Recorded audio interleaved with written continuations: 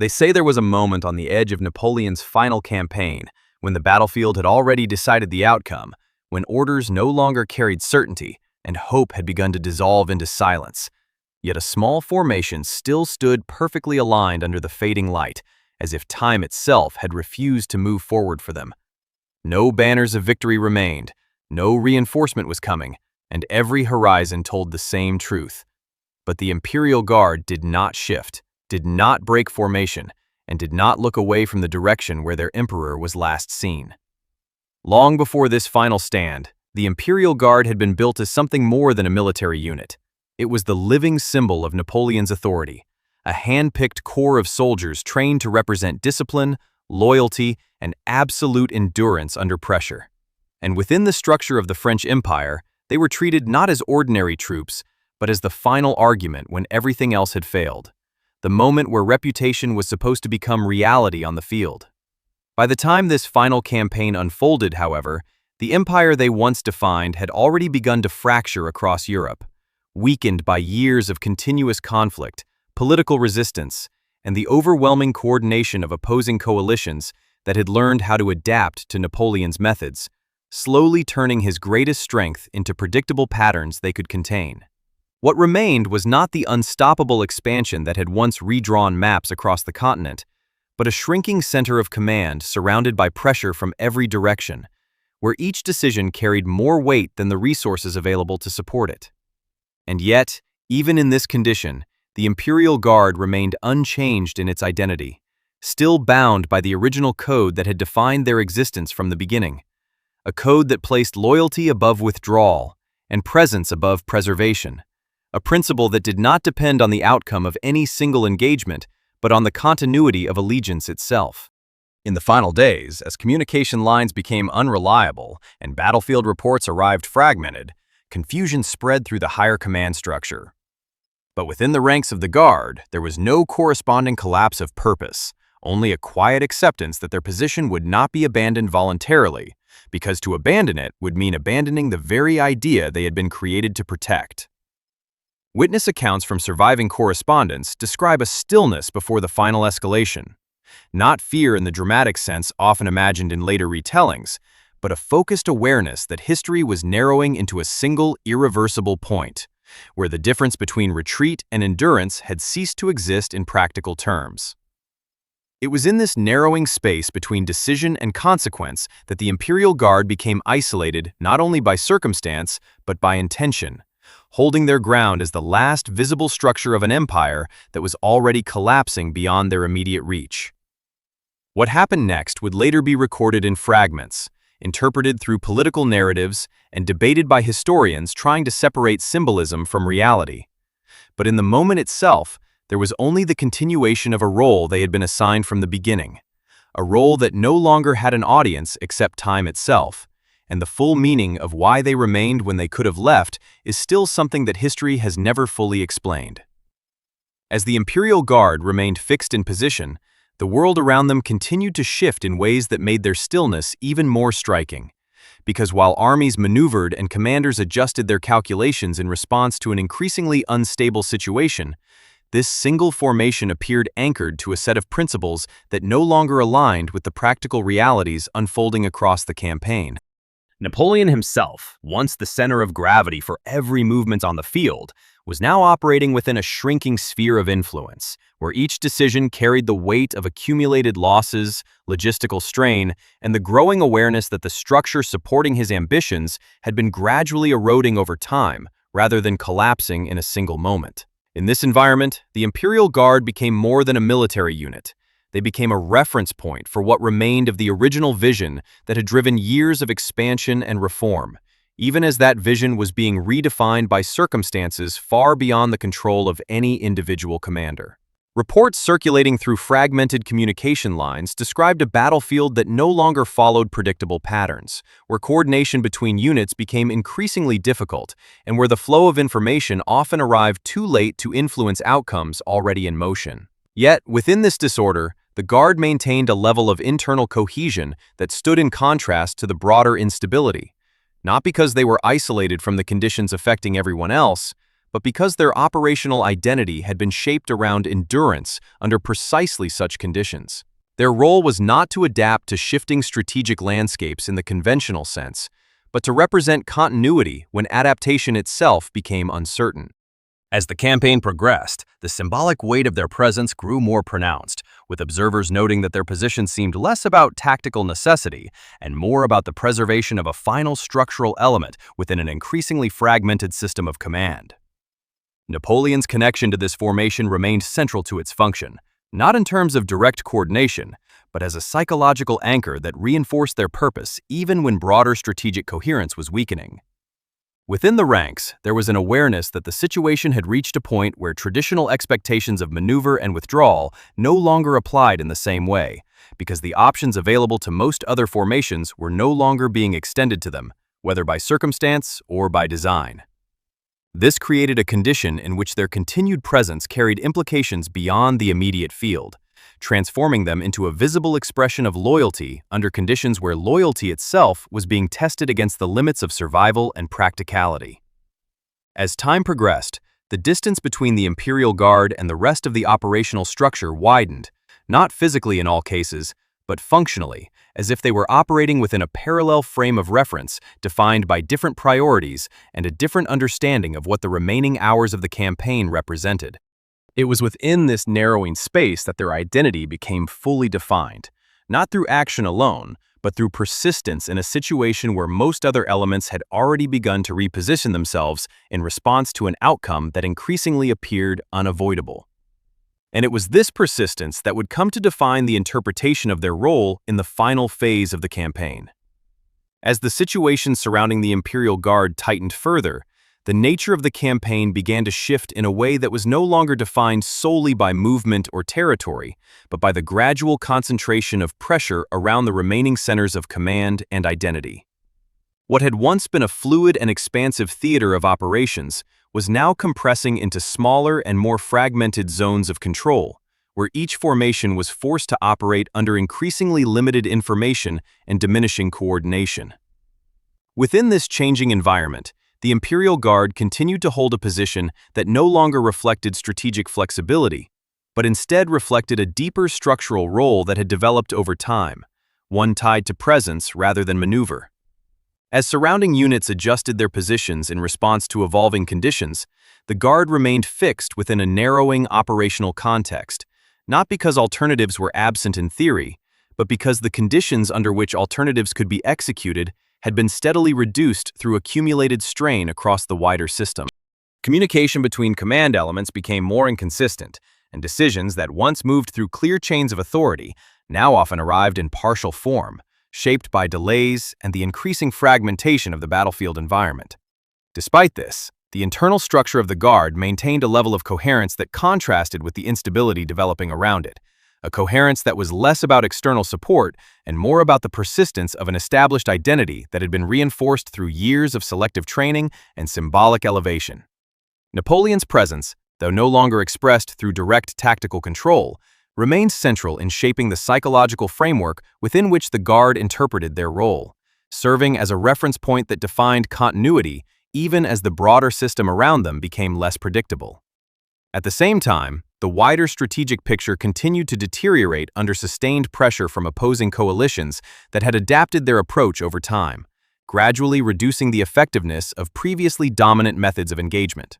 This created a condition in which traditional assumptions about reinforcement, withdrawal, and repositioning were no longer consistently applicable, and where each remaining formation had to operate within constraints that were increasingly determined by external pressure rather than internal planning. The Imperial Guard, positioned at the center of this narrowing framework, became an expression of continuity within a system that was losing its ability to maintain structural consistency. Observers within the remaining command structure noted that their persistence had begun to take on a significance that extended beyond immediate tactical considerations,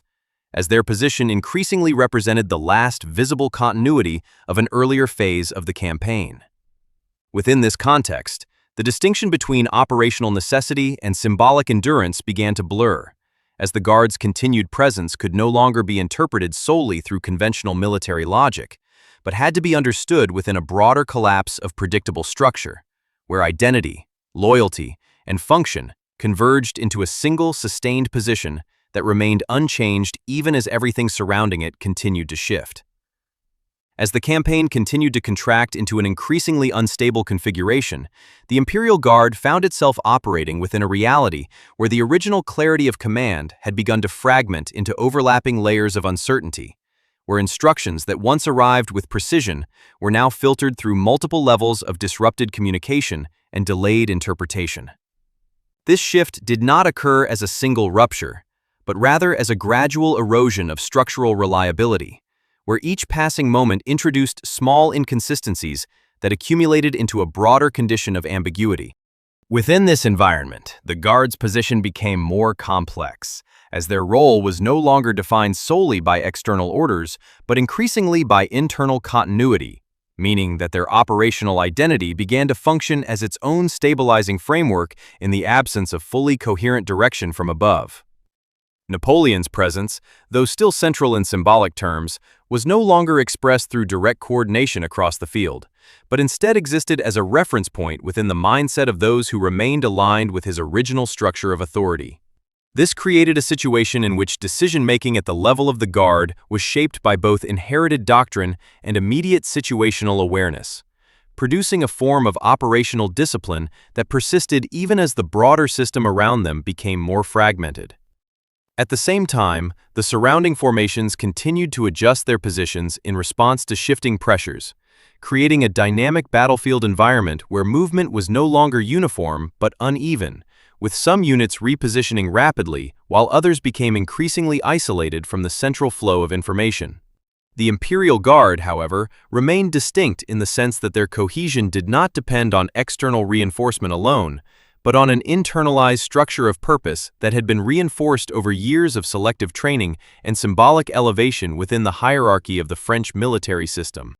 As conditions continued to evolve, the distinction between strategic necessity and symbolic endurance became less defined, as the Guard's continued presence began to represent not only a tactical element within the campaign, but also a psychological anchor for what remained of the operational identity surrounding Napoleon's command.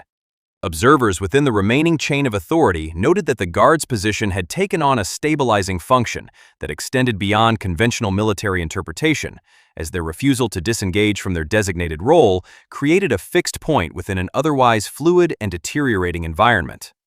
This persistence, however, was not the result of isolation from reality, but rather the product of a framework in which loyalty and duty had been structurally integrated into their identity from the beginning, making adaptation to withdrawal or reclassification of purpose inherently difficult under conditions where the original command structure was no longer functioning with full consistency.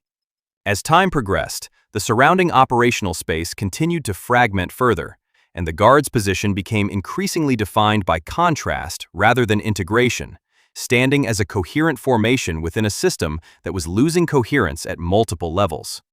It was within this widening gap between structural stability and systemic instability that their role became fully apparent, not as an isolated exception, but as the final expression of a once unified military identity now operating under conditions where continuity itself had become the most significant remaining form of order. As the operational environment reached its final and most compressed phase, the Imperial Guard found itself positioned at the center of decisions that no longer reflected the earlier logic of maneuver or strategic advantage, but instead reflected the necessity of holding structure in a situation where structure itself was beginning to dissolve. The command framework that had once coordinated movement across wide and organized fronts had now contracted into a limited and increasingly fragmented system, where directives were shaped as much by timing and circumstance as by any coherent long-term plan. Within this narrowing space, the Guard received its final operational direction, a deployment that carried significance not because of its tactical complexity, but because of what it represented within the remaining hierarchy of command. Napoleon, still the symbolic axis around which the Guard's identity had been constructed, was now operating under conditions where direct influence over battlefield dynamics was increasingly constrained by the accumulation of earlier losses and the erosion of coordinated support across multiple sectors. Yet even in this reduced capacity, the expectation placed upon the Imperial Guard did not shift, as their role continued to be defined by endurance under circumstances where other formations were being repositioned or reabsorbed into fragmented lines of withdrawal and reorganization. The Guard's movement toward their assigned position occurred within an atmosphere of heightened uncertainty, where visibility across the broader operational field had diminished, and where the flow of reliable information had become inconsistent, creating a condition in which each formation was forced to interpret its role with limited awareness of the surrounding system. Despite this, the internal cohesion of the Guard remained intact, shaped by a long-established framework of discipline and identity that did not depend on external validation in moments of crisis, but instead functioned as an internalized continuation of their original formation principles. As they advanced into their designated position, the surrounding environment reflected the final stages of a campaign that had shifted from expansion to containment, from coordinated movement to isolated engagements defined by pressure rather than initiative. Other elements of the military structure were now operating under increasing strain, adjusting their positions in response to a rapidly changing balance of forces that no longer favored any single direction of control. In contrast, the Guard's presence appeared increasingly fixed, not due to inertia, but due to the convergence of identity and function into a single operational expression that no longer distinguished between symbolic role and practical assignment. Within this context, the final directives they received were not framed as opportunities for advancement or repositioning, but as confirmation of their designated role within the closing structure of the campaign. The surrounding command environment, now reduced in clarity and scope, relied on formations such as the Guard to maintain continuity in areas where broader coordination had become unstable.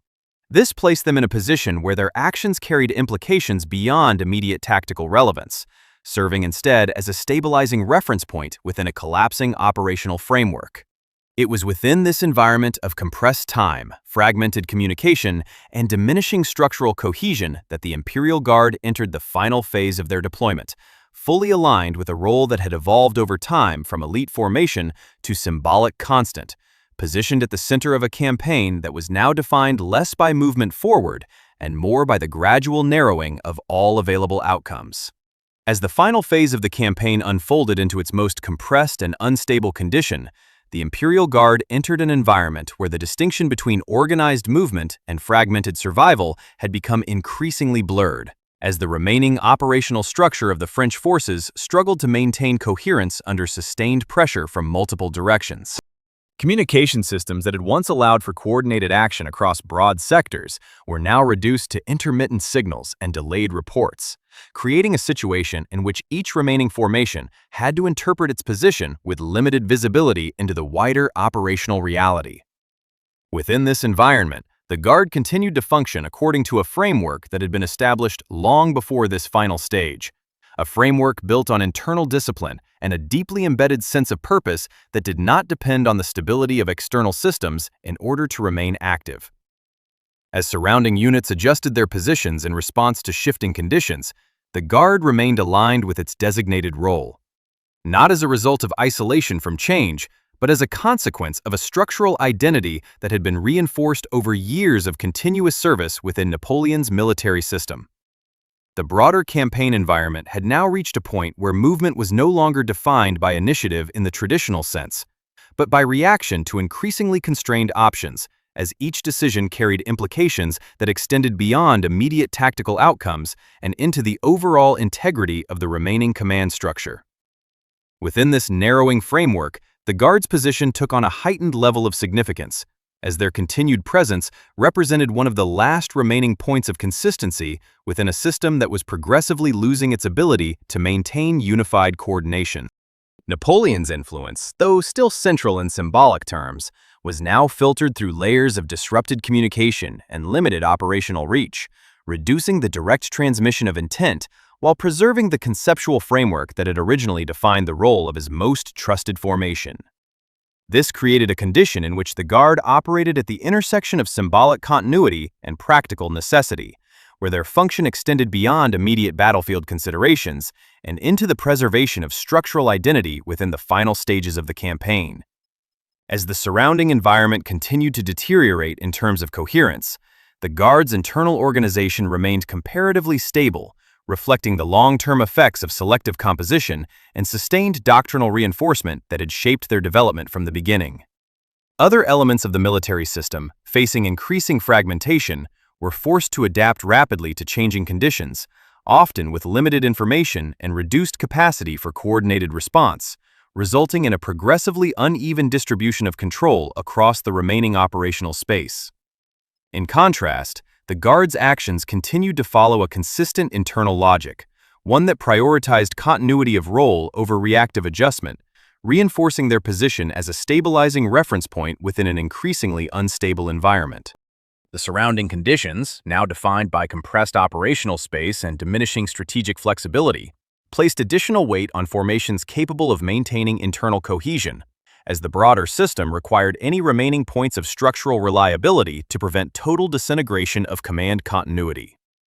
Within this context, the Imperial Guard became increasingly defined not by expansion of action, but by concentration of purpose, serving as one of the final remaining expressions of an earlier military order that had once operated across a far more expansive and coordinated framework.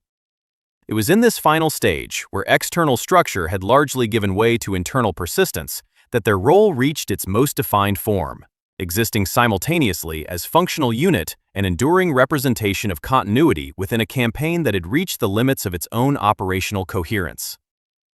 As the final stages of the campaign settled into a tightly compressed operational reality, the Imperial Guard found itself functioning within a structure where traditional distinctions between command hierarchy and battlefield execution had begun to merge into a single continuous strain of decision-making under uncertainty.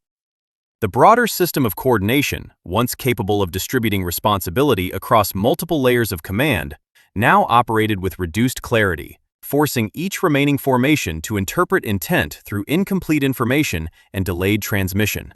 Within this environment, the Guard's internal consistency became increasingly important, not because it restored stability to the wider situation, but because it preserved a coherent point of reference within an otherwise fragmented system. Their continued alignment with established purpose reflected a long-developed institutional identity that had been shaped through years of selective reinforcement, where discipline was not simply enforced externally, but internalized as a defining characteristic of their existence within the French military structure. As other elements of the campaign adapted to rapidly changing conditions with varying degrees of cohesion, the Guard maintained a level of continuity that contrasted sharply with the increasing variability surrounding them, creating a functional separation between formations operating under reactive constraints and those still functioning under a unified internal framework. Napoleon's position within this evolving structure remained symbolically central, even as the practical mechanisms of direct influence became more limited by the degradation of communication channels and the compression of operational space. His role, while still defining the conceptual center of authority, was now mediated through a system that no longer guaranteed consistent transmission of intent across all levels of command, resulting in an environment where interpretation increasingly replaced direct instruction. Within this context, the Imperial Guard operated as a stabilizing element, not through expansion of control, but through persistence of identity, maintaining their designated function even as surrounding conditions continued to shift beyond the parameters of earlier operational expectations. The broader campaign had now reached a phase characterized by constrained movement and reduced strategic flexibility, where each formation was required to operate within a narrowing range of viable options, defined more by circumstance than by initiative. This produced a situation in which the Guard's position became increasingly defined by continuity rather than adaptation, reinforcing their role as a fixed point within a system that was losing its capacity for synchronized coordination.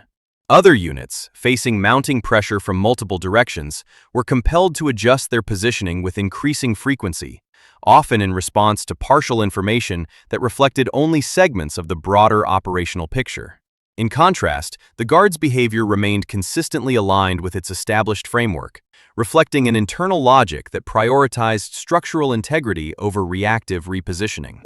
This distinction became more pronounced as the campaign progressed, with the Guard serving as one of the last remaining formations capable of maintaining internal coherence under conditions where external coherence had significantly diminished. The surrounding environment, now defined by fragmentation and compressed operational scope, increasingly relied on formations such as the Guard to provide continuity within the remaining structure of command, even as the overall system moved closer to a state of functional exhaustion. It was within this context of narrowing possibilities and sustained internal alignment that the Imperial Guard's role became fully defined as both operational unit and structural constant, representing one of the final enduring expressions of a military system in its closing phase of coherent existence. As the final phase of the campaign reached its most constrained and unstable condition, the Imperial Guard found itself positioned at the center of a system that was no longer functioning as a coordinated military structure in the traditional sense, but rather as a collection of fragmented elements struggling to maintain coherence under sustained operational pressure. Communication channels that had once allowed for synchronized movement across wide sectors had now degraded to intermittent and incomplete transmission, resulting in a command environment where clarity was no longer guaranteed, and where each formation had to interpret its role based on partial and often delayed information. Within this environment, the Guard's position remained formally unchanged, yet the meaning of that position had shifted significantly, as the broader structure surrounding them continued to lose the ability to maintain unified direction across its remaining components. Napoleon's presence, while still central in symbolic terms, was increasingly removed from direct operational influence, as the mechanisms that once connected strategic intent to field execution became disrupted by the accumulation of earlier setbacks and the progressive narrowing of effective control. This created a situation in which the Imperial Guard operated within a dual framework, where official designation remained constant, while practical execution was shaped by the evolving limitations of the wider system. As surrounding formations adjusted their positions in response to rapidly changing conditions, often with limited coordination between adjacent units, the overall structure of the campaign began to resemble a series of disconnected responses rather than a unified plan of action. The Guard, however, continued to maintain internal consistency, not through isolation from these conditions, but through an established operational identity that had been reinforced over time as a defining characteristic of their role within the French military hierarchy. This internal continuity allowed them to remain functionally stable even as the external environment became increasingly fragmented, creating a contrast between their sustained coherence and the growing instability surrounding them.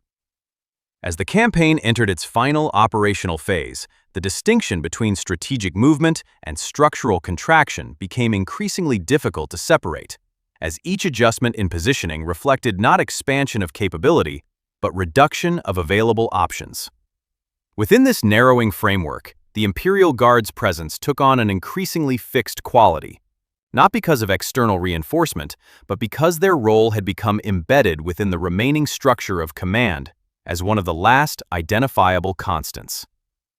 Napoleon's influence, while still conceptually central, now functioned primarily as a reference point within a system that could no longer consistently translate centralized intent into coordinated execution across all levels of operation. This resulted in a condition where interpretation replaced direct transmission as the primary mechanism of alignment, further contributing to the fragmentation of the broader system. Despite these conditions, the Guard maintained adherence to their established framework of discipline and purpose, reflecting a continuity of identity that remained intact even as the surrounding operational environment continued to deteriorate in terms of coherence and predictability. Other elements of the campaign, facing increasing constraints on movement and communication, were required to operate within a rapidly shrinking set of viable configurations, often responding to circumstances in real time without the benefit of comprehensive situational awareness. In contrast, the Guard's position remained defined by stability of function rather than adaptability of structure, reinforcing their role as a persistent element within a system that was gradually losing its capacity for unified action. As the final stages of the campaign unfolded, this persistence became the defining characteristic of their presence, representing not expansion or retreat, but the continued maintenance of a role that had been established under entirely different conditions, and that now existed within a framework approaching the limits of its operational continuity. As the final structural phase of the campaign reached its conclusion, the Imperial Guard stood at a point where the meaning of their existence could no longer be separated from the collapse of the system that had defined their purpose from the beginning. The surrounding operational environment had dissolved into a fragmented state, in which coordinated action was no longer the dominant organizing principle, replaced instead by isolated pockets of command attempting to interpret a reality that was no longer stable enough to support consistent execution. Within this final configuration, the Guard's presence remained unchanged in form, yet fundamentally transformed in meaning, as their continued alignment with their assigned role became less a matter of strategic necessity and more an expression of continuity within a structure that was no longer capable of sustaining itself as a unified whole.